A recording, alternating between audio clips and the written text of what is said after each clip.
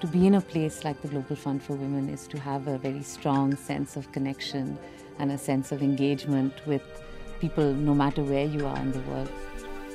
For an organization that began by making 8 grants in 1988 to an organization that has now funded close to 4,000 women's organizations in 165 different countries, it's extraordinarily difficult to be able to share all the amazing stories from the little island nations to massive countries like India and China.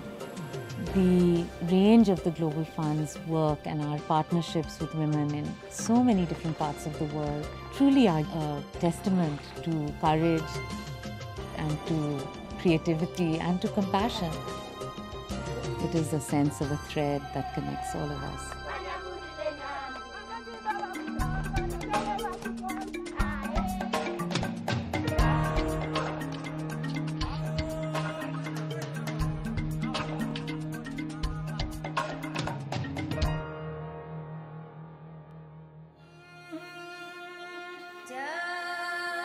Kuala Lumpur, the capital of Malaysia, is a sprawling modern city that has a legal system with a foundation in ancient Islamic principles.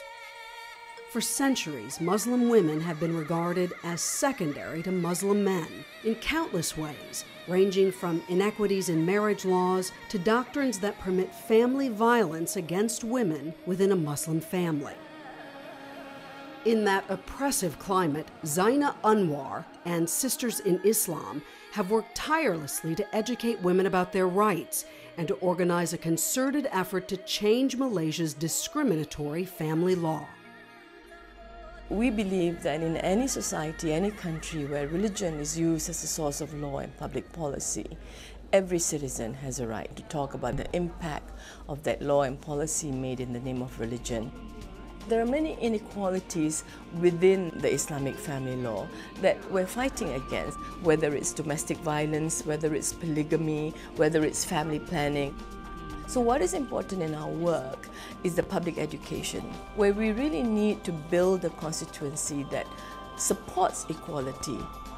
You cannot have a domestic violence law that says it's a crime for a Chinese man or an Indian man to beat his wife, but it's like perfectly fine for a Muslim man to beat his wife. So civil laws are being amended to recognize equality between men and women, to recognize domestic violence is a crime. That's one area of battle that we won. We've done these little question and answer booklets to make it easy for the lay person, to understand the complexities of the religion and the diversity of opinion within the religion. And the fact that our booklets have been translated in several other foreign languages, for us that's really a validation of the importance and the relevance of our voice and the work that we do in today's world. And of course, Global Fund has been significant in all of this because from almost the very start of Sisters, before we became so well known, they recognized the importance of our work and have continued to support us until today. It's not just what they've achieved in Malaysia, but also how significantly that little stone in the water, if you will, has created these incredible ripple effects for women in so many other parts of the world. If you talk to women in Turkey or in Egypt or in Pakistan, they will all tell you they know who Sisters in Islam is and who Zaina Anwar is and why they count her as an ally in their own work. South Africa has the alarming distinction of being the country with the highest HIV incidence in the world. It's estimated that of the 5 million people living with HIV in South Africa, 60% are women. The stigma of AIDS can spread faster than the virus itself, and HIV-positive women live in fear of being beaten or outcast or even killed. Still, Prudence Mabele boldly declared her HIV status and committed herself to turning the crisis around by starting the Positive Women's Network. The organization is dedicated to educating and empowering women in the townships and rural areas and providing information and access to medical treatment and a secure haven of mutual care and support. So many women go through workshops and they become the agents of change. They become so powerful and strong that you can even see in their spirit. Even when they're angry, they're singing, they're not crying, they're not victims. They are strategizing, they are mobilizing. And then I joined the support. They are being taught one thing, but they are learning a lot on the life skills in general. And that to me is very powerful. That power started because of the groups. It shows that we've done our work. If women are sitting back, nothing is going to get done for the girl child, for the boy child, for anybody. I work with a lot of poor people. It's quite important to hear those voices. To have access to treatment, to have information, access to sanitation, access to housing, access to food, all of those things. Funders such as Global Fund for Women are very important because they specifically help us to concentrate all our energy to make these women agents of change.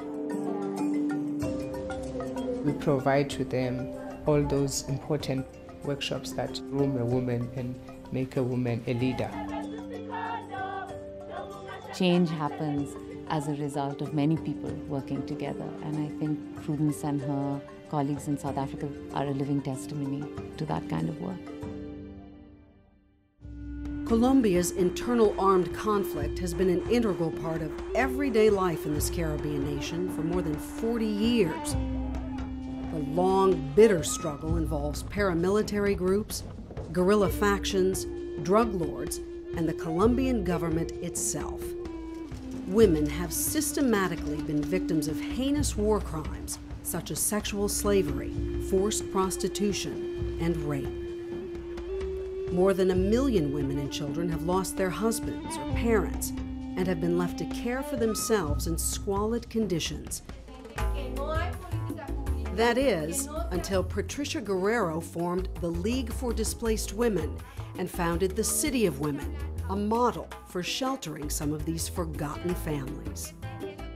40 años de conflicto interno armado en Colombia. 40 years of internal armed conflict in Colombia is a problem that has lasted through more than one generation of women.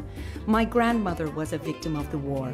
My mother was a victim of the war. I am a victim of the war, and I do not want my daughters to be victims of the internal war in Colombia. The struggle for justice and reparation is a very long process in Colombia, and that is why we have been working for the last 10 years. But we needed a place to live.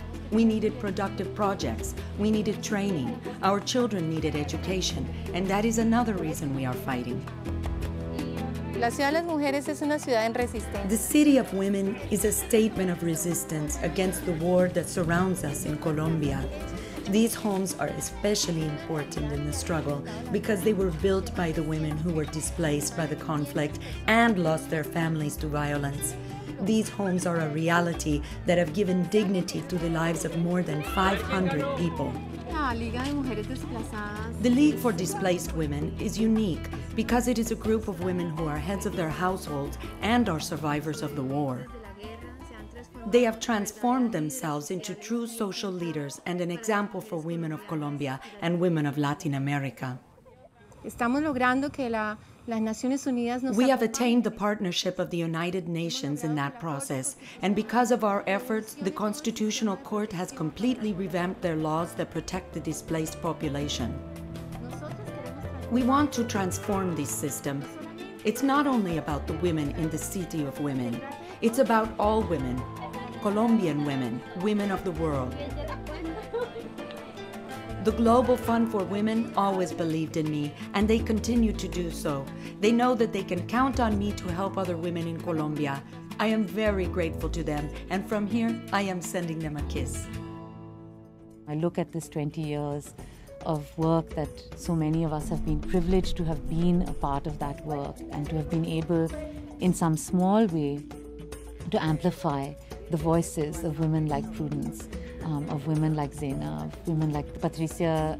The process that we're engaged in is much more than simply investing in women's well-being and women's health and women's empowerment. It's truly investing in a future in which all of us can have the possibility of living in open, free and tolerant societies. And that is incredibly exciting.